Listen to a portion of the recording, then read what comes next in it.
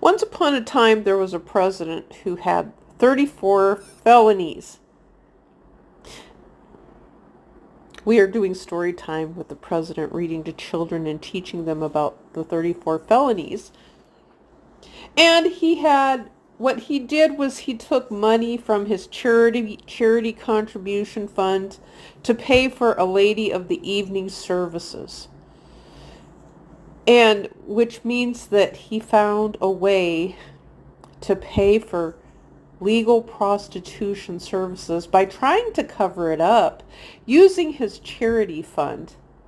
Now, he was brought up on charges for doing that with the charity fund, but he was not brought up on charges for buying woman's services, which I would think personally that would be separate from what he did with the money, moving it out of the charity fund to pay for a woman's services, and calling it a business expense.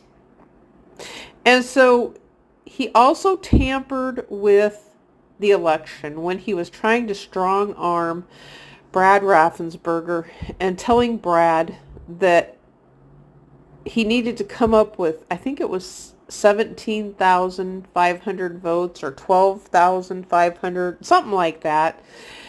He was telling Brad Raffensperger, the Secretary of State of Georgia, that he needed to come up with more votes for him, that he knew the votes were there, that they existed. And so what happened is that then they had proof that the president had placed some ballots to be counted after voting closed.